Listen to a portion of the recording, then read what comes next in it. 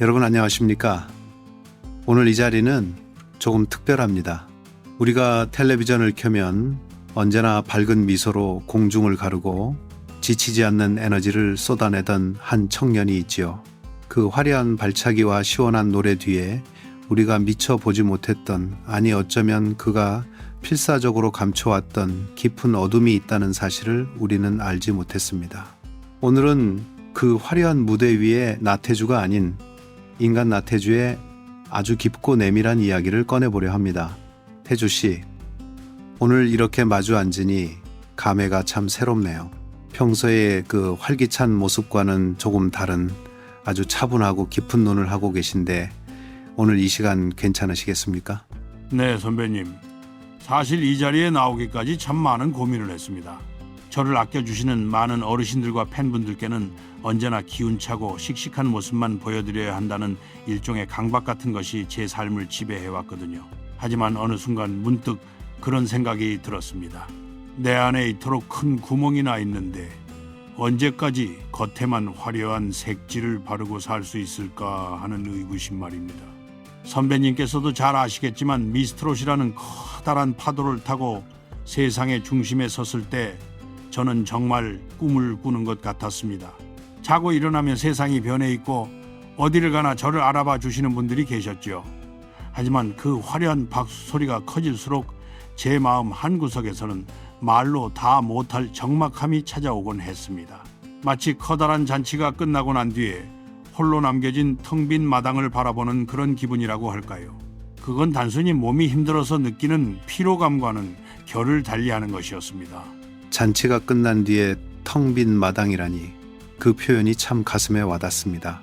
우리 시청자분들이나 특히 인생의 산전수전을 다 겪으신 어르신들께서는 그 느낌이 무엇인지 아마 본능적으로 아실 겁니다.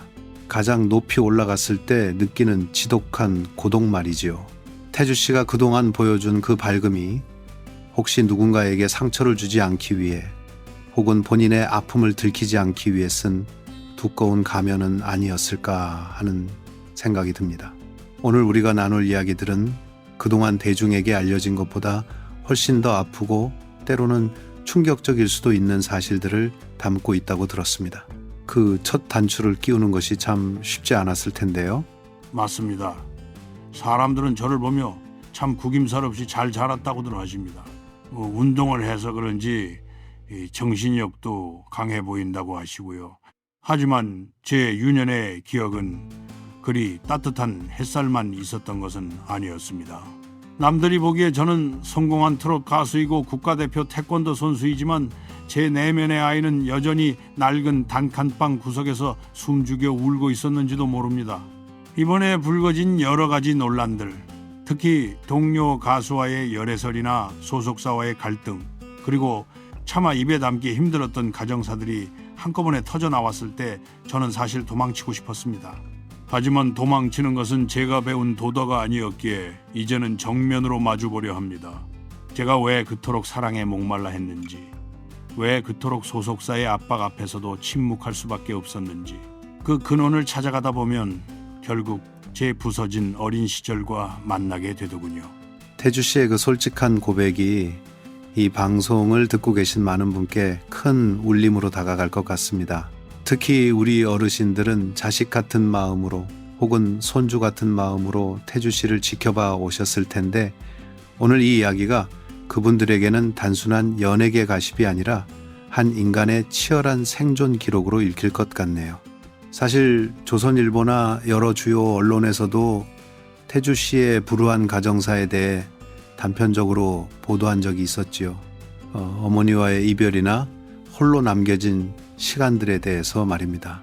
그런데 오늘 우리가 나누고자 하는 이야기는 그 표면적인 사실들 너머에 있는 정말로 가슴이 시리고 시린 진짜 속마음입니다.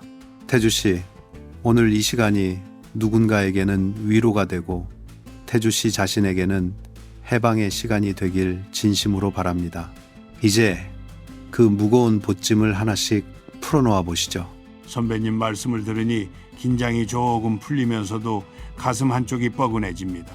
사실 누군가에게 제 치부를 드러낸다는 것이 죽기보다 싫었던 적도 있었습니다. 체면을 중시하는 우리 사회에서 특히나 저를 손주처럼 아껴주시는 어르신들께 제 부모님의 과오나 제가 겪은 수치스러운 기억들을 말씀드리는 게 예의가 아니라고 생각했거든요. 하지만 숨긴다고 해서 없던 일이 되는 것은 아니었습니다. 오히려 숨길수록 그 상처는 안으로 터져 제 목소리를 갉아먹고 있었습니다. 제가 라이브 공연 중에 실수를 하거나 목소리가 나오지 않았던 그 당황스러운 순간들도 어쩌면 제 마음이 내지르는 비명 아니었을까 싶습니다. 이제 그 비명을 정직한 언어로 바꿔보려 합니다. 제 인생의 가장 찬란했던 순간에 찾아온 가장 어두운 그림자, 그 이야기부터 시작해 보겠습니다. 태주 씨, 사실 청춘 남녀가 만나 서로 연정을 품는 것은 세상에서 가장 자연스럽고도 축복받아야 할 일이지요. 하지만 대중의 사랑을 먹고 사는 연예인에게, 특히나 이제 막 비상하기 시작한 청년에게 그 사랑은 때로 날개를 꺾어버리는 날카로운 화살이 되기도 합니다. 얼마 전 동료 가수와의 사생활 사진이 유출되면서 참으로 곤혹스러운 상황에 처하셨죠. 단순히 열애설을 넘어 소속사의 강제적인 개입과 결별 과정까지 알려지며 많은 이들의 안타까움을 샀는데, 그 당시의 상황과 태주 씨의 심경은 어떠했는지 조심스럽게 여쭤보고 싶습니다. 선배님, 사랑이라는 단어가 제게 이토록 아프고 무거운 단어가 될 줄은 꿈에도 몰랐습니다. 상대방은 제가 가수의 길을 걸으며 가장 의지했던 동료이자 같은 꿈을 꾸며 힘든 시간을 함께 버텨온 소중한 사람이었습니다. 사실 그 사진들이 세상에 공개되었을 때 제가 느낀 첫 번째 감정은 공포가 아니라 미안함이었습니다. 저를 믿고 마음을 열어준 그 사람에게 제가 쳐놓은 울타리가 너무나 낮았다는 자책 말이죠. 뉴스일이나 여러 연예 매체에서 저희의 관계를 앞다투어 보도하고 확인되지 않은 루머들이 덧붙여지는 것을 보며 저는 숨이 막히는 기분이었습니다. 누군가를 좋아하는 마음이 죄가 되는 것 같아 밤잠을 설치며 괴로워했던 기억이 납니다. 하지만 더 잔인했던 것은 외부의 시선보다 내부의 압박이었습니다. 소속사 측의 대응이 상당히 강경했다고 들었습니다. 이제 막 물이 들어오기 시작한 노를 저어야 하는 회사 입장에서는 태주 씨의 열애가 큰 리스크로 다가왔겠지요. 하지만 사람의 감정을 비즈니스 논리로만 재단하기엔 너무 가혹한 면이 있지 않았나 싶습니다. 당시 소속사에서 강제적인 결별을 종용했다는 이야기가 있는데, 그 과정에서 태주 씨가 겪었을 심적 고통이 짐작조차 되지 않습니다. 맞습니다. 회사는 냉정했습니다. 사진이 퍼지자마자 저를 불러놓고 말하더군요. 지금 네 앞길에 수만 명의 팬이 기다리고 있는데 고작 이 감정 하나 때문에 그 모든 것을 포기할 셈이냐고요? 제게 선택권은 없었습니다. 아니, 선택권이 있다는 착각조차 허용되지 않는 분위기였습니다. 소속사는 저희 두 사람의 연락수단을 차단하고 서로를 만나지 못하게 철저히 감시했습니다. 심지어는 제가 상대방에게 건넸던 마음의 표시들, 작은 선물 하나까지도 스폰서나 부적절한 후원이라는 프레임을 씌워 압박하더군요. 그들은 제가 가졌던 순수한 연정을 아주 비천한 것으로 만들어버렸습니다. 제가 사랑했던 사람은 하루아침에 제 성공을 방해하는 장애물이 되어버렸고, 저는 비겁하게도 그 압박 앞에서 고개를 숙일 수밖에 없었습니다. 그 비겁함이라는 표현이 참 아프게 들립니다. 하지만 태주 씨, 당시 태주 씨는 혼자만의 몸이 아니었지 않습니까? 수많은 스태프의 생계와 팬들의 기대가 태주 씨의 어깨에 놓여 있었으니 그것을 온전히 태주 씨 개인의 비겁함이라 탓할 수는 없을 겁니다. 하지만 사랑하는 사람을 지키지 못했다는 부채감은 여전히 가슴속에 앙금처럼 남아있을 것 같군요. 특히나 그 과정에서 고가의 선물들이 오갔다는 의혹이 불거지며 태주 씨의 진심이 왜곡되었을 때 그 억울함은 또 어떠했습니까? 그 부분이 가장 가슴 아픈 대목입니다. 저는 단 한 번도 대가를 바라고 누군가를 만난 적이 없습니다. 제가 번 돈으로 제가 아끼는 사람에게 좋은 것을 해주고 싶었던 그 평범한 마음이 어떻게 그런 추잡한 소문으로 둔갑할 수 있는지 세상이 원망스러웠습니다. 사실 저는 어린 시절부터 결핍이 심했던 아이였습니다. 누군가에게 무언가를 줄 수 있다는 사실 자체가 제게는 제가 가치 있는 사람이라는 증명처럼 느껴졌거든요. 그래서 무리를 해서라도 좋은 선물을 하고 싶어 했던 건지도 모릅니다. 하지만 세상은 그 속사정은 보지 않고 오로지 겉으로 보이는 금액과 물건에만 집중하더군요. 결국 소속사의 강요와 세간의 오해 속에서 저희는 제대로 된 작별 인사조차 나누지 못한 채 남보다 못한 사이가 되어버렸습니다. 길을 가다 우연히 그 사람의 노래가 들려오면 저는 아직도 가슴이 덜컥 내려앉습니다. 참으로 시린 첫사랑의 끝이군요. 인생을 오래 사신 우리 어르신들은 아마 태주 씨의 그 마음을 이해하실 겁니다. 젊은 날의 사랑이 환경 때문에 혹은 남들의 이목 때문에 꺾였을 때 그 흉터가 얼마나 오래 가는지를요. 그 상처를 안고 다시 무대 위에서 웃으며 에너자이저 노릇을 해야 했던 태주 씨의 속은 아마 까맣게 타들어갔을 겁니다. 이제 그 아픈 기억을 뒤로 하고 우리는 태주 씨의 더 깊은 뿌리, 그 상처의 시작점이었던 어린 시절의 이야기로 들어가 봐야 할 것 같습니다. 사랑에 서툴렀던 이유, 그리고 주는 것에 집착할 수밖에 없었던 그 근원적인 결핍에 대해서 말입니다. 태주 씨, 앞서 말씀하신 그 시린 이별의 뒤편에는 더욱 고약한 소문들이 꼬리표처럼 따라붙었지요. 단순히 연인 사이의 다툼이나 결별로 끝난 것이 아니라 그 과정에서 오갔던 마음의 증표들이 어느덧 스폰서니 부적절한 지원이니 하는 아주 자극적인 단어들로 오염되어 유포되었습니다. 대중들은 진실보다는 눈에 보이는 화려한 물건에 더 쉽게 현혹되곤 하니까요. 특히나 태주 씨처럼 갑작스럽게 스타덤에 오른 청년에게는 그런 루머가 치명적인 독화살이 되었을 텐데 당시 소속사의 대응이나 본인이 느꼈던 그 모멸감에 대해 조금 더 구체적으로 들어볼 수 있을까요? 선배님, 스폰서라는 단어가 제 이름 옆에 붙었을 때 저는 세상이 뒤집히는 것 같았습니다. 저는 그저 제가 사랑하는 사람에게 제가 평생 가져보지 못했던 풍요를 조금이라도 나누어주고 싶었을 뿐입니다. 나무 위키나 여러 기록에도 나오듯 저는 오랜 시간 무명으로 지냈고 태권도 도복 한 벌을 살 때도 손을 떨며 고민해야 했던 가난한 시절이 길었습니다. 그러다 비로소 제 손에 큰돈이 들어오기 시작했을 때 제가 가장 먼저 하고 싶었던 것은 사랑하는 사람을 부족함 없이 만들어주는 것이었습니다. 하지만 제 그 서툰 진심이 소속사의 홍보 전략과 맞물리고 또 악의적인 폭로자들의 손을 거치면서 마치 제가 어떤 대가를 바라고 누군가를 후원하거나 혹은 반대로 제가 부정한 지원을 받은 것처럼 비치더군요. 회사는 이 논란을 잠재우기 위해 저를 보호하기보다는 오히려 그 소문을 이용해 저를 통제하려 들었습니다. 너를 향한 비난을 막아줄 테니 앞으로는 회사가 정해준 동선 안에서만 움직이고 인간관계도 모두 검열받으라고 말이죠. 소속사가 방패가 되어준 것이 아니라 오히려 그 약점을 움켜쥐고 태주 씨의 목줄을 죄었다는 말씀이시군요. 참으로 비정한 연예계의 단면입니다. 사실 우리 어르신들은 스폰서라는 말이 정확히 무엇인지 체감하기 어려우실 수도 있지만 내 자식 같은 태주 씨가 그런 더러운 구설에 올랐다는 것만으로도 가슴을 치셨을 겁니다. 특히 회사가 태주 씨의 순수한 선물을 부적절한 관계로 몰아세웠을 때 그 억울함은 누구에게도 말하지 못한 채 혼자 사겨야만 했던 건가요? 그렇습니다. 누구에게 말을 할 수 있었겠습니까? 아버지께 말씀드리면 그 성격에 당장 회사로 쫓아와 난리를 치실 게 뻔했고 팬들에게는 그저 죄송하다는 말밖에 할 수 없는 처지였습니다. 사실 제가 건넸던 명품 가방이나 시계 같은 것들이 누군가에게는 사치로 보였겠지만 제게는 그것들이 내가 이제는 이 정도를 해줄 수 있는 어른이 되었다는 자격지심 섞인 증명서 같았습니다. 그런데 소속사는 제 그런 결핍을 너무나 잘 알고 있었습니다.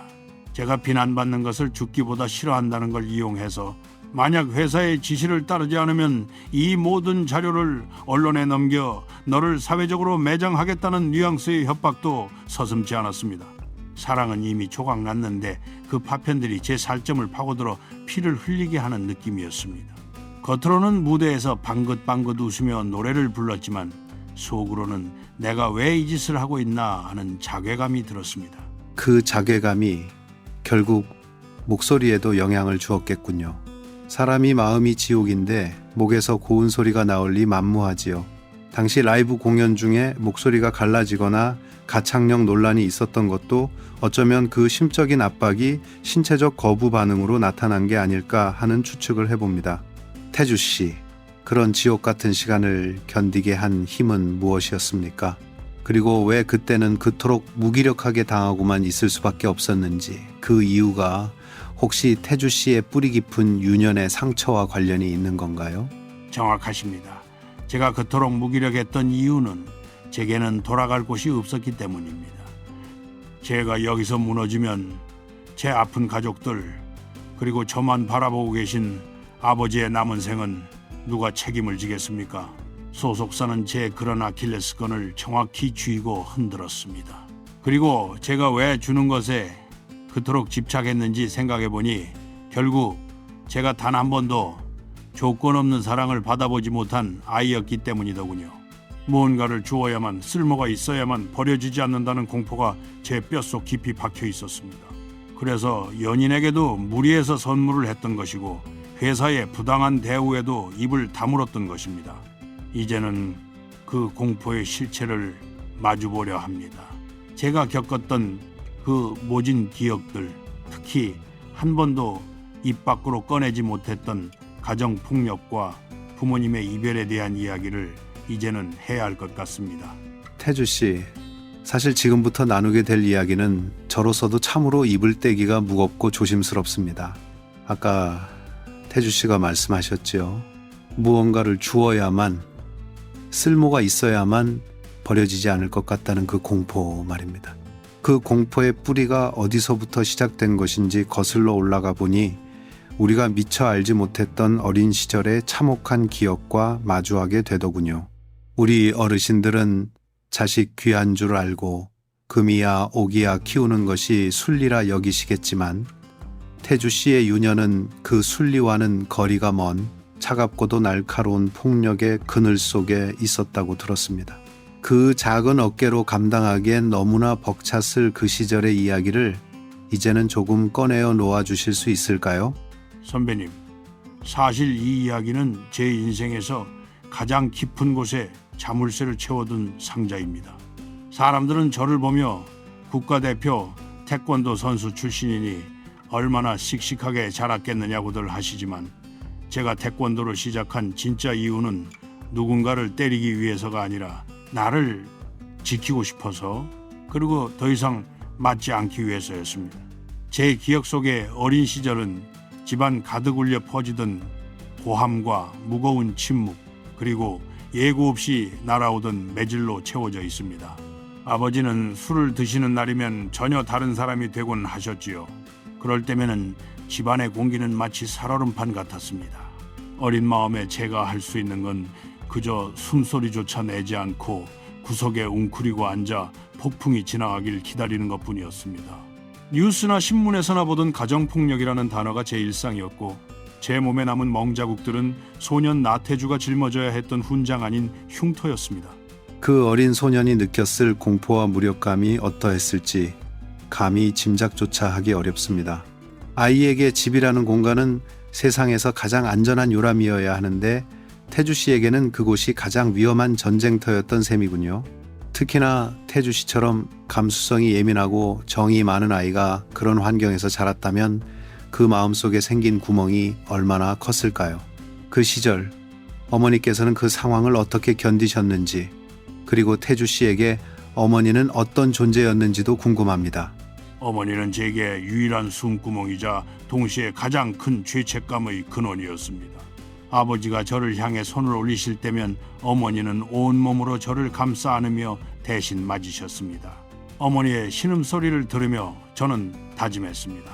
내가 빨리 커서 어머니를 이 지옥에서 구해내야지. 하지만 어린 저에게 현실은 너무나 가혹했습니다. 결국 어머니는 제가 초등학교 저학년이던 어느 날 견디다 못해 짐을 싸서 집을 떠나셨습니다. 그때 어머니를 원망하진 않았습니다. 오히려 엄마라도 살아서 다행이다라는 생각이 들었거든요. 하지만 어머니가 떠난 뒤 남겨진 저는 아버지의 분노를 온전히 혼자 감당해야 했습니다. 그때부터였던 것 같습니다. 아버지가 저를 보며 너 때문에 엄마가 나갔다고 소리치실 때마다 저는 제가 존재하기 때문에 집안이 불행해졌다는 지독한 자기 혐오에 빠졌습니다. 그래서 더 미친 듯이 운동에 매달렸습니다. 피를 흘리고 뼈가 부러져도 아프다는 소리 한 번 하지 않았던 건 집에서 겪는 고통에 비하면 운동장의 훈련은 오히려 달콤한 휴식처럼 느껴졌기 때문입니다. 어머니가 떠나고 홀로 남겨진 소년이 스스로를 탓하며 운동장으로 도망쳐야 했던 그 심정이 어떠했을지 이야기를 듣는 제 가슴도 갈갈이 찢어지는 것 같습니다. 우리 인생 선배님들도 아마 태주 씨의 이 고백을 들으며 함께 눈물을 훔치고 계실 겁니다. 예전 우리네 삶이 팍팍했다 해도 자식의 마음에 이토록 깊은 대못을 박는 일은 없어야 했는데 말이죠. 태주 씨가 지금도 누군가에게 무언가를 끊임없이 주려고 하고 남의 눈치를 보며 완벽해지려 노력하는 그 모든 행동이 결국은 나를 버리지 말아 달라는 그 어린 시절의 간절한 외침이었다는 사실이 이제야 이해가 됩니다. 맞습니다. 저는 한 번도 사랑을 편안하게 받아본 적이 없습니다. 사랑을 받으려면 성과를 내야 했고 매를 맞지 않으려면 쓸모있는 자식이 되어야 했습니다. 칭찬 한마디를 듣기 위해 저는 남들보다 2배, 3배 더 높이 뛰어올랐고 목이 터져라 노래했습니다. 하지만 그렇게 얻은 박수갈채 속에서도 저는 늘 불안했습니다. 내가 실수를 하면, 내가 더 이상 노래를 못하게 되면 사람들은 또 나를 버리고 떠나겠지 하는 공포 말입니다.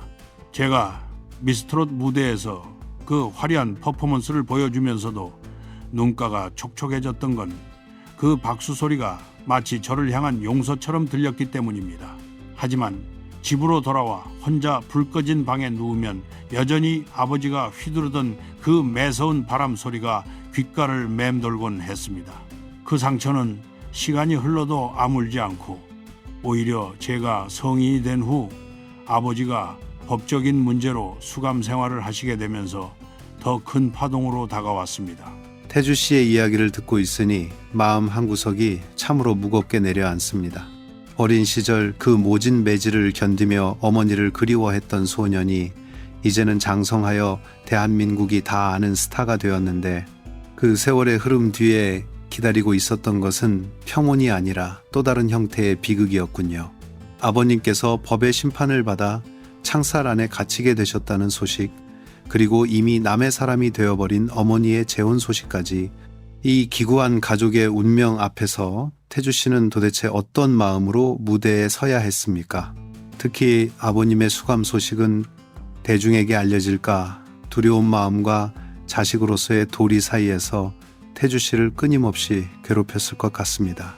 선배님, 사실 아버지가 수감되셨다는 소식을 처음 들었을 때 제 안에서 가장 먼저 일어난 감정은 슬픔이 아니라 비겁하게도 안도감이었습니다. 이제 더 이상 누군가에게 맞지 않아도 되겠구나. 이제는 밤에 잠을 잘 때 현관문 소리에 가슴을 졸이지 않아도 되겠구나 하는 생각이 들더군요. 그런 제 자신을 발견하고는 스스로가 얼마나 괴물 같았는지 모릅니다. 하지만 그 안도감은 아주 짧았습니다. 면회실의 차가운 유리창 너머로 수의를 입고 앉아 계신 아버지를 보았을 때 제 기억 속에 그 무서웠던 거인은 온데간데 없고 그저 작고 초라한 노인 한 명이 앉아 있었습니다. 저를 그토록 괴롭혔던 그 손은 힘없이 떨리고 있었죠. 증오와 연민이 한데 섞여 제 가슴을 짓누르는데 그 감정의 정체를 도저히 정의할 수가 없었습니다.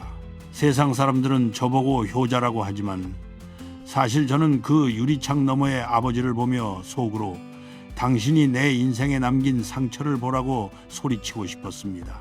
증오와 연민이 뒤섞인 그 복잡한 심경, 감히 누가 태주 씨를 비난할 수 있겠습니까? 자식으로서 아버지를 외면할 수 없는 천륜과 내 인생을 망가뜨린 가해자로서의 원망이 싸우는 그 자리가 바로 지옥이었겠지요. 게다가 어머니의 소식은 또 얼마나 큰 충격이었을까요? 지옥 같던 집에서 나를 지켜주던 유일한 방패였던 어머니가 이제는 다른 이의 아내가 되어 새로운 가정을 꾸렸다는 사실을 알았을 때 태주 씨는 다시 한번 세상에 홀로 버려진 기분이 들었을 것 같습니다. 맞습니다.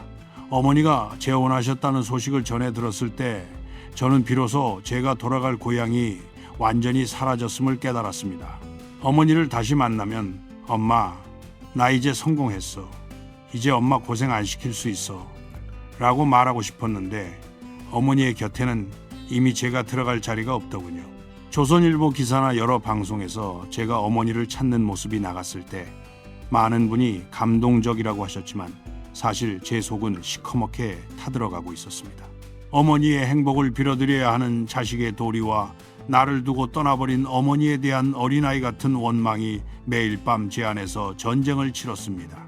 아버지는 감옥에 계시고 어머니는 타인의 품에 계신 그 상황에서 저는 제가 누구를 위해 노래를 불러야 하는지 길을 잃어버렸습니다. 제가 번 돈으로 효도를 하고 싶어도 그 대상이 모두 사라져버린 느낌이었죠. 그 공허함이 결국 태주 씨를 더욱 일에 중독되게 만들었을지도 모르겠습니다. 쉴 틈 없이 몸을 움직이고 노래를 불러야만 그 지독한 외로움을 잊을 수 있었을 테니까요. 우리 인생 선배님들은 아마 이 이야기를 들으시며 태주 씨를 꼭 안아주고 싶으실 겁니다.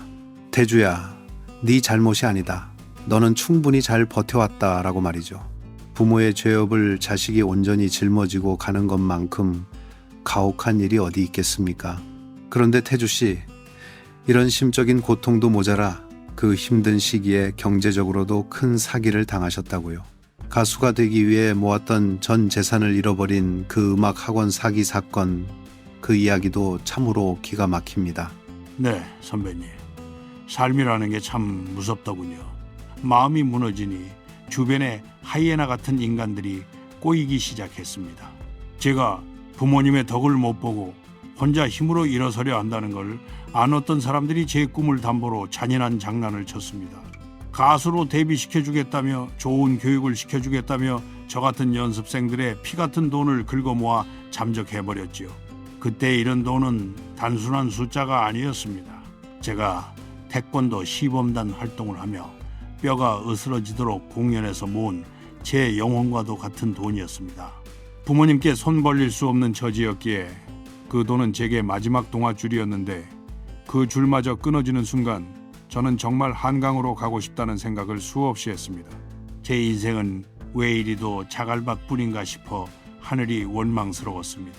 태주 씨, 인생의 바닥에서 간신히 한 줄기 빛을 찾아 손을 뻗었을 때 그 손을 잡아준 것이 구원이 아니라 악마의 유혹이었다는 사실을 알게 되었을 때의 그 참담함은 감히 상상조차 할 수 없습니다. 사실 우리 사회에서 연예인을 꿈꾸는 청년들의 절박한 마음을 이용해 제 배를 채우는 파렴치한 일들이 비일비재하지 않습니까? 태주 씨에게 그 음악 학원은 단순히 노래를 배우는 곳이 아니라 무너진 가정을 뒤로하고 홀로 설 수 있는 유일한 탈출구였을 텐데 그곳에서 겪은 배신은 아마 육체적인 폭력보다 더 깊은 내상을 남겼을 것 같습니다. 수강료를 떼이고 강사들이 잠적했다는 그 소식을 처음 접했을 때 그 막막했던 심경을 좀 더 들려주실 수 있을까요? 선배님, 그때를 생각하면 지금도 손끝이 떨려옵니다. 아버지가 수감되시고 어머니마저 곁에 없던 시절 제게는 오로지 성공해서 내 삶을 증명하겠다는 1년뿐이었습니다. 태권도 공연을 하며 한 달에 얼마 되지 않는 돈을 쪼개고 쪼개서 하루에 삼각김밥 하나로 끼니를 때우며 모은 돈이었습니다. 그 학원 원장은 제 사정을 다 알고 있었습니다. 제 손에 굳은 살을 보며 태주야, 너 같은 근성이면 무조건 대성한다며 제 어깨를 두드렸지요. 그 친절함이 사실은 제 주머니를 털기 위한 연극이었다는 걸 알았을 때 저는 돈보다 사람에 대한 믿음을 통째로 잃어버렸습니다. 어느 날 아침 평소처럼 연습하러 학원에 갔는데 굳게 닫힌 셔터 위에 임대라는 종이가 붙어 있더군요. 동기들은 울고불고 난리가 났고 저는 그 자리에 주저앉아 멍하니 그 종이만 바라봤습니다. 제 인생에서 마지막으로 남은 희망의 문이 닫히는 소리가 들리는 것 같았습니다. 그 문 앞에서 느꼈을 그 지독한 고독과 배신감, 특히나 부모님께 투정 부릴 수도 돈을 빌려달라 할 수도 없는 처지의 청년에게 그 돈은 단순한 수강료가 아니라 생존 그 자체였을 텐데 말이죠. 당시 학원 측의 수법이 상당히 치밀했다고 들었습니다. 유명 기획사와의 오디션을 연결해 준다거나 데뷔 앨범 제작 비용이라는 명목으로 추가적인 금품을 요구하기도 했다면서요. 태주 씨도 그런 달콤한 거짓말에 속아 더 큰 피해를 입으셨던 건가요? 네, 맞습니다. 너는 가창력이 조금 부족하니 특수 트레이닝을 받아야 한다. 데뷔조에 넣으려면 프로필 제작비가 필요하다는 식으로 끊임없이 돈을 요구했습니다. 저는 그때 그 말이 진심인 줄 알았습니다. 제가 부족해서, 제가 더 노력해야 해서 돈이 필요한 줄로만 알았지요. 심지어는 제가 가진 태권도 기술을 학원 홍보 영상에 무료로 쓰게 하면서도 저는 감사하다고 머리를 숙였습니다. 하지만 나중에 알고 보니 그 원장은 이미 도박 빚으로 학원을 정리할 계획을 세우고 있었고, 저희 같은 아이들의 절박함을 마지막 한 방울까지 짜내어 도망친 것이었습니다. 나무위키나 연예 뉴스에도 가끔 이런 기획사 사기 사건들이 나오지만 그 당사자가 되었을 때 느끼는 수치심은 이루 말할 수 없습니다. 내가 너무 멍청해서, 내가 너무 세상 물정을 몰라서 당한 것 같아 제 자신을 얼마나 채찍질했는지 모릅니다. 태주 씨, 그건 태주 씨의 잘못이 아닙니다. 꿈을 가진 사람의 순수함을 이용한 그들의 죄가 큰 것이지 태주 씨의 열망이 죄가 될 수는 없지요. 하지만 그 사건 이후로 태주 씨의 무대 공포증이나 가창력에 대한 강박이 더 심해졌을 것 같다는 생각이 듭니다. 남들보다 더 완벽하게 해내지 않으면 또 누군가에게 무시당하거나 속을지도 모른다는 방어 기제가 작동했을 테니까요. 실제로 그 이후 무대 위에서 가창력 논란이나 라이브 사고가 있었을 때 이 사기 사건의 기억이 태주 씨를 더 괴롭히진 않았습니까? 정확한 지적이십니다. 사기를 당하고 난 뒤 저는 제 실력에 대해 심각한 의심을 하기 시작했습니다. 그 원장이 내 노래가 부족하다고 했던 게 사실이면 어쩌지? 사람들이 내 퍼포먼스만 좋아하고 내 목소리는 비웃는 게 아닐까 하는 생각이 머릿속을 떠나지 않았습니다. 그래서 미스트롯 이후 큰 무대에 설 때마다 제 목은 늘 긴장으로 조여져 있었습니다. 한 번은 라이브 도중에 고음에서 목소리가 갈라지는 사고가 있었는데 그때 제 머릿속에는 그 학원 원장의 비웃는 얼굴이 스쳐 지나갔습니다. 거봐, 넌 노래가 안 된다니까 라고 속삭이는 환청이 들리는 것 같았지요. 대중들은 기술적인 실수라고 생각하셨겠지만 제게 그 실수는 제 인생의 근간이 흔들리는 일이었습니다. 제가 가진 유일한 무기인 노래마저 가짜가 되어버릴까봐 두려웠던 것입니다. 그 두려움이 결국 저를 벼랑 끝으로 몰아넣었고 저는 그 스트레스를 감당하지 못해 소속사가 시키는 대로 기계처럼 움직이는 삶을 선택하게 되었습니다. 태주 씨, 사실 가수에게 목소리는 생명과도 같고 무대는 성역과도 같은 곳이지요. 하지만 앞서 말씀하신 그 모진 배신과 사기 사건들이 태주 씨의 목에 보이지 않는 족쇄를 채웠던 것 같습니다. 대중은 그저 화려한 퍼포먼스와 함께 시원하게 뻗어나가는 고음을 기대하지만 정작 그 소리를 내뱉어야 하는 태주 씨의 내면은 불안이라는 파도에 휩쓸리고 있었군요. 특히 얼마 전 라이브 무대에서 겪었던 그 가창력 논란과 음향사고, 은폐 의혹은 태주 씨에게 단순한 실수가 아니라 생존의 위협으로 다가왔을 것 같습니다. 그날 무대 위에서 조명이 쏟아질 때 태주 씨는 어떤 심정으로 마이크를 잡고 계셨습니까? 선배님, 그날의 공기는 유독 차갑고 날카로웠습니다. 사실 가수로서 가장 치욕스러운 순간은 내 목소리가 내 통제를 벗어날 때입니다. 그날 무대에 오르기 전부터 컨디션이 좋지 않았지만 무엇보다 제 마음속에서 끊임없이 속삭이는 불신이 문제였습니다. 네가 진짜 가수라고 생각하니? 너는 그냥 발차기 하는 광대일 뿐이야 라는 환청이 저를 괴롭혔지요. 결국 라이브 도중 고음 구간에서 목소리가 갈라지고 음이 이탈하는 사고가 났습니다. 순간적으로 관객석의 정적이 제 심장을 찌르는 것 같았습니다. 그런데 더 괴로웠던 것은 그 이후였습니다. 소속사에서는 제 실수를 덮기 위해 후보정 작업이나 음향사고라는 핑계로 상황을 모면하려 했습니다. 저는 제 부족함을 솔직하게 고백하고 다시 시작하고 싶었지만 회사는 너는 상품이다, 결함이 있는 상품은 가치가 없다며 제 입을 막아버렸습니다. 제가 제 목소리의 주인인데 정작 제 목소리에 대해 제가 할 수 있는 말이 아무것도 없더군요.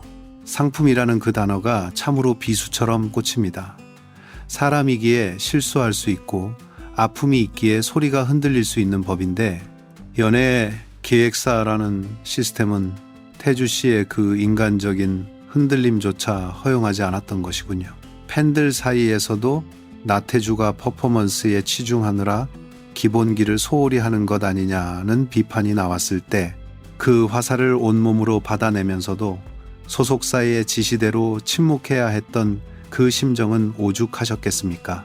사실 우리 어르신들은 태주 씨가 무대에서 공중회전을 하고 노래를 부를 때마다 아이고 저러다 다칠라 숨찰라 하며 제 손주 보듯 걱정하시는데 그 이면의 기술적 결함 논란이 태주 씨에게는 더 큰 강박이 되었을 것 같습니다. 맞습니다.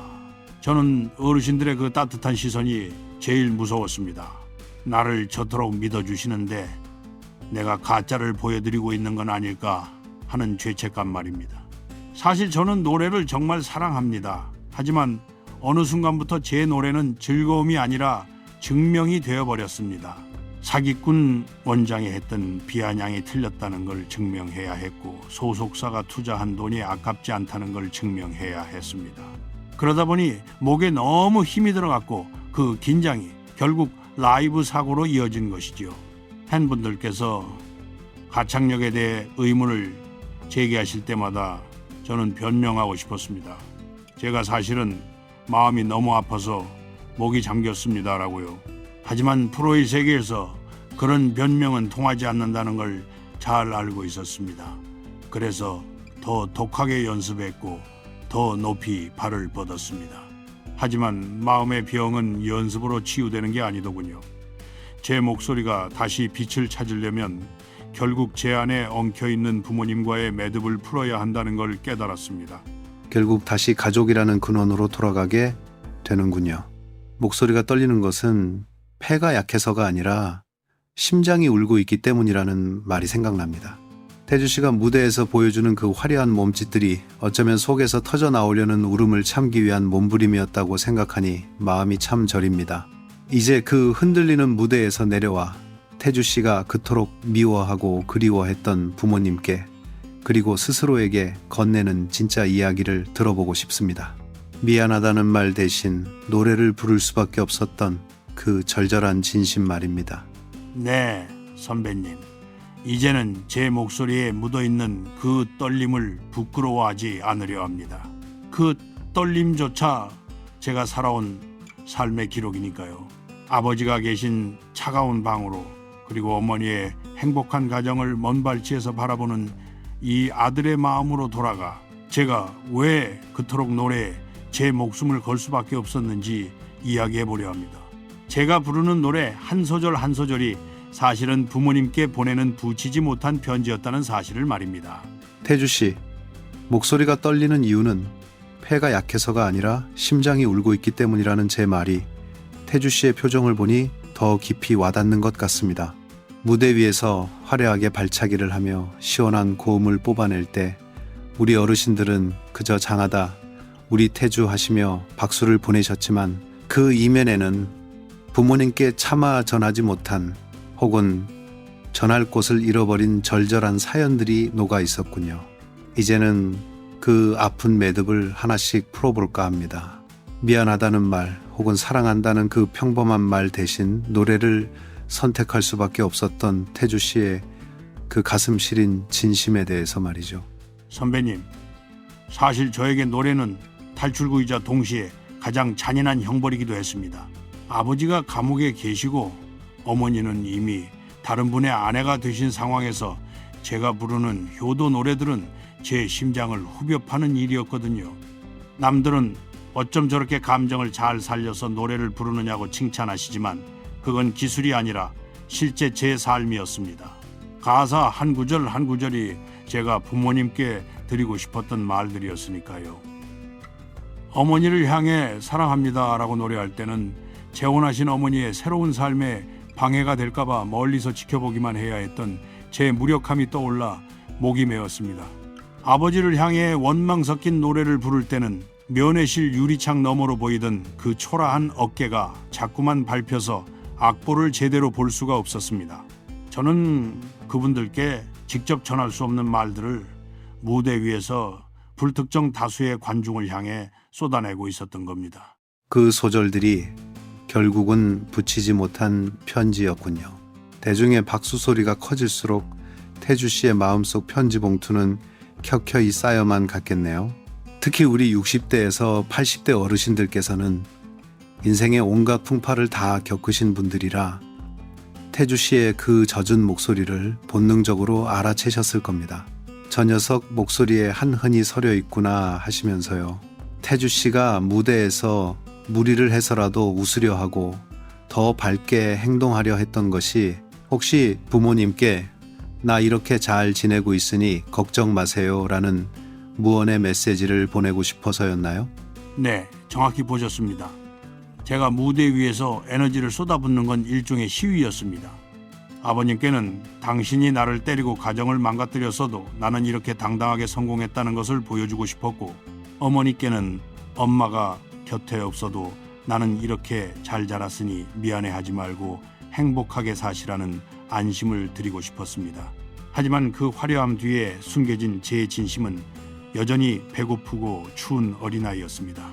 한 번은 방송에서 부모님 이야기를 하다가 울음이 터진 적이 있는데 그때 제가 느낀 건 해방감이 아니라 수치심이었습니다. 아, 내가 또 프로답지 못하게 내 상처를 팔았구나 하는 자책 말입니다. 소속사에서도 그런 저를 보며 감정팔이는 적당히 하라고 차갑게 말하더군요. 저는 제 인생을 걸고 노래를 부르는데 누군가에게는 그것이 그저 시청률을 올리는 도구로만 비춰진다는 사실에 큰 회의감을 느꼈습니다. 그 회의감이 결국 태주 씨의 자존감을 갉아먹었겠군요. 하지만 태주 씨, 우리 어르신들은 결코 그것을 감정팔이라고 생각하지 않으십니다. 오히려 그 아픔을 딛고 일어선 태주 씨를 보며 본인들의 힘들었던 지난날을 위로받으시죠.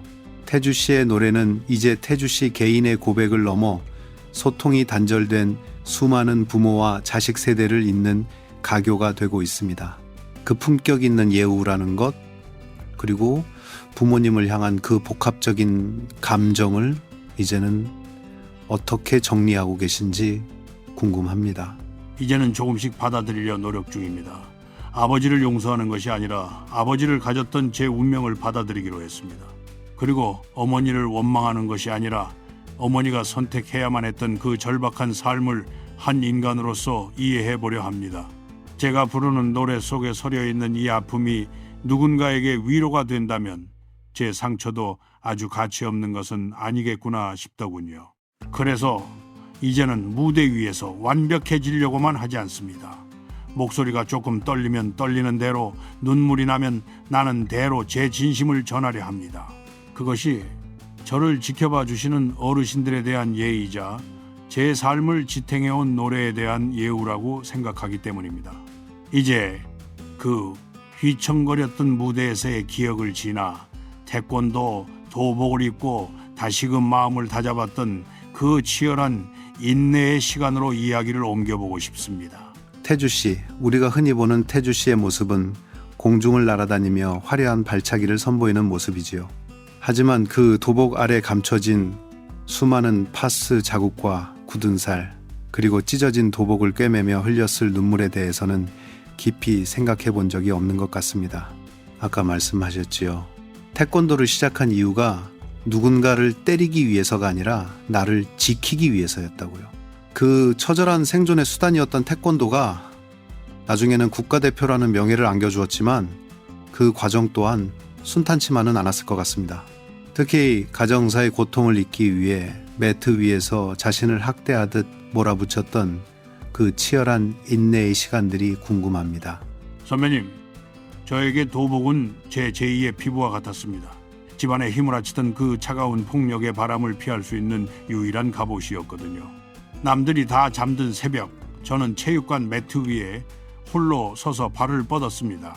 샌드백을 치는 소리가 커질수록 제 마음속의 원망과 슬픔도 잠시나마 잦아드는 것 같았습니다. 뉴스일이나 여러 매체에서 제가 세계 대회 1위를 했던 화려한 이력만 조명하지만 사실 제 도복은 늘 피와 땀 그리고 눈물로 젖어 있었습니다. 돈이 없어서 낡고해진 도복을 직접 바느질해 입으면서 저는 다짐했습니다. 여기서 지면 나는 영원히 저 지옥 같은 단칸방에서 나갈 수 없다고요. 저에게 태권도는 스포츠가 아니라 벼랑 끝에서 잡고 있는 마지막 동아줄이었습니다. 훈련 중에 발목 인대가 끊어지고 피로 골절이 와도 저는 쉬지 않았습니다. 몸의 통증이 마음의 통증보다 훨씬 견디기 쉬웠으니까요. 몸의 고통으로 마음의 고통을 덮으려 했다니 그 어린 나이에 얼마나 사무치는 외로움을 견뎌야 했던 겁니까? 우리 어르신들은 운동선수들이 겪는 고생을 잘 아시지요. 저놈 저러다 뼈 마디마디가 다 상하겠다며 혀를 차시면서도 그 끈기를 대견해 하십니다. 하지만 태주 씨에게 그 인내는 단순히 승리를 위한 것이 아니라 삶에 대한 한거였군요. 국가대표가 되어 시상대 제일 높은 곳에 올라 애국가를 들을 때 그때는 비로소 그 상처들이 치유되는 기분이었습니까? 아니요, 선배님. 오히려 더 허탈했습니다. 금메달을 목에 걸고 관중석을 바라보는데 거기에는 제가 가장 보고 싶었던 부모님의 자리가 비어 있었거든요. 남들은 가문의 영광이라며 축하해 주었지만 정작 제 가문은 풍비박산이 난 상태였습니다. 아버지는 그때도 저를 자신의 자랑거리로 이용하려 하셨고 어머니는 소식조차 닿지 않았습니다. 그때 깨달았습니다. 내가 아무리 세계 최고가 되어도 내 마음의 구멍은 채워지지 않는구나 라는 사실을요. 하지만 그 지독한 고독 속에서 저를 버티게 한 건 역설적으로 저를 응원해 주시는 무명의 관객들이었습니다. 제가 발차기 한 번을 할 때마다 환호해 주는 그분들의 눈빛에서 저는 제가 단 한 번도 받아보지 못한 무조건적인 지지를 느꼈습니다. 그래서 저는 무대에서 내려오지 못하는 것 같습니다. 찢어진 도복을 입고 울던 소년에게 그 환호성은 생명줄이나 다름없었으니까요. 그 환호성이 결국 태주 씨를 트롯의 길로 이끌었군요. 태권도로 단련된 그 근성이 없었더라면 아마 사기 사건이나 소속사의 압박 속에서 진작에 꺾였을지도 모릅니다. 태주 씨의 그 찢어진 도복은 이제 화려한 무대 의상으로 바뀌었지만 그 속에 새겨진 인내의 정신은 변함이 없는 것 같습니다. 인생의 거센 파도를 온몸으로 받아내며 여기까지 온 태주 씨를 보니 이제는 그 고통을 품격이라는 이름으로 승화시킬 때가 되었다는 생각이 듭니다. 네, 선배님. 예전에는 제 상처가 부끄러워 꽁꽁 싸매기만 했습니다. 찢어진 도복을 감추려 애썼던 것처럼요. 하지만 이제는 압니다. 그 꿰맨 자국들이 모여 지금의 제 단단한 근육을 만들었다는 것을요. 이제는 제 아픔을 통해 다른 이들의 아픔을 어루만져주고 싶습니다.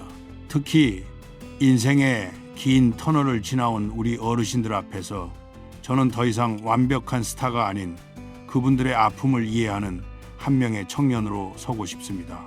그것이 제가 태권도를 통해 배운 진정한 예우의 길이라 믿습니다. 이제 그 길 위에서 제가 발견한 인생의 품격에 대해 이야기해보고 싶습니다. 태주 씨, 찢어진 도복을 꿰매며 견뎌온 그 인내의 시간들이 결국 오늘의 단단한 나태주를 만들었군요. 사실 우리 한국 사회에서 품격이라는 말은 참 무겁고도 귀한 단어입니다.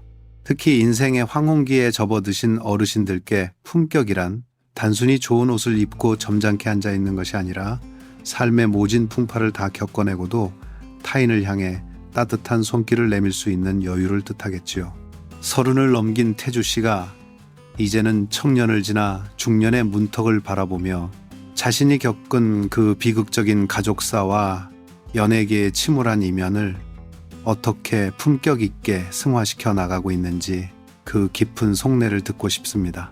선배님, 예전에 저에게 품격이란 그저 남들에게 무시당하지 않기 위해 빳빳하게 세운 자존심 같은 것이었습니다. 비싼 선물을 하고 화려한 기술을 뽐내고 약한 모습을 절대 보이지 않는 것이 멋진 어른이 되는 길이라 믿었지요. 하지만 이번에 겪은 일련의 사건들, 특히 사생활 유출과 소속사의 억압, 그리고 아버님의 수감 생활을 지켜보며 품격에 대한 제 생각이 완전히 바뀌었습니다. 진짜 품격은 내 안의 흉터를 억지로 가리는 것이 아니라 그 흉터마저 내 삶의 일부로 당당하게 받아들이는 데서 시작되더군요. 제가 부모님을 원망하는 마음을 내려놓고 그분들의 삶 또한 한 인간의 나약한 발버둥이었음을 인정하기 시작했을 때 제 목소리에도 비로소 깊은 울림이 생기기 시작했습니다. 그것은 기술로 만드는 것이 아니라 삶을 긍정하는 마음에서 나오는 것이었습니다. 내 안의 흉터를 당당하게 드러내는 것이 진짜 품격이다. 참으로 명언입니다. 사실 우리 어르신들은 자식들 앞에서 언제나 강한 모습만 보이려 애쓰시지만 속으로는 다들 태주 씨 같은 아픔 한두 조각은 품고 사시지 않습니까? 태주 씨가 방송에서 보여주는 그 예의 바른 태도와 어르신들을 향한 진심 어린 공경이 단순히 교육받은 매너가 아니라 본인의 결핍을 채워가는 과정에서 나온 진심이라는 것을 이제야 알 것 같습니다. 태주 씨는 앞으로 어떤 어른이 되고 싶으신가요? 저는 잘 늙어가는 사람이 되고 싶습니다. 제가 겪은 가정폭력의 대물림을 제 대에서 끊어내고 제 아이에게는 공포가 아닌 사랑을 가르쳐 줄 수 있는 아버지가 되는 것, 그것이 제 인생의 가장 큰 목표입니다. 그리고 무대 위에서는 저를 손주처럼 자식처럼 아껴주시는 우리 어르신들께 인생 별거 없습니다. 우리 같이 이 힘든 세상 잘 견뎌봅시다라고 위로를 건넬 수 있는 가수가 되고 싶습니다. 제가 사기를 당해 전 재산을 잃었을 때도 소속사의 압박에 숨이 막힐 때도 저를 다시 일으켜 세운 건 결국 사람의 온기였거든요.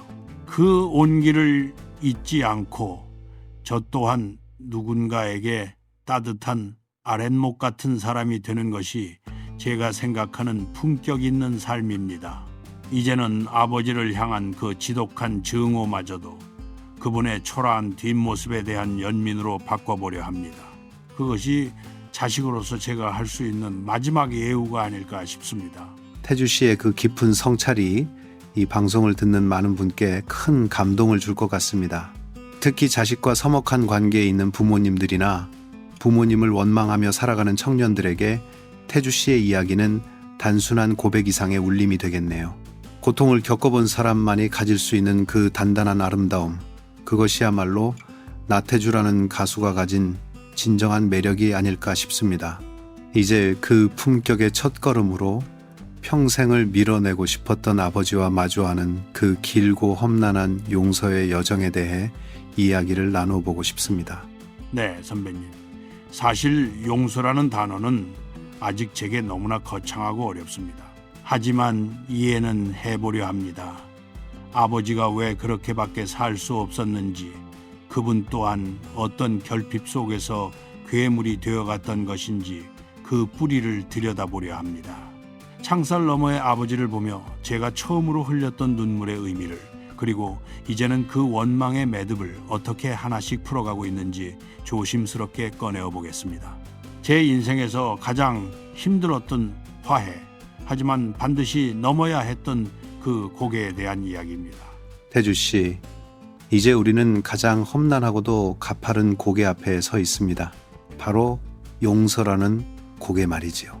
사실 말이 쉽지, 나를 때리고 가정을 부수고 내 유년의 빛을 꺼뜨린 사람을 용서한다는 것은 성인의 반열에 들어야 가능한 일일지도 모릅니다. 더군다나 그 대상이 남이 아닌 혈연, 즉 아버지라는 사실이 태주 씨를 평생토록 얼마나 괴롭혀 왔을까요?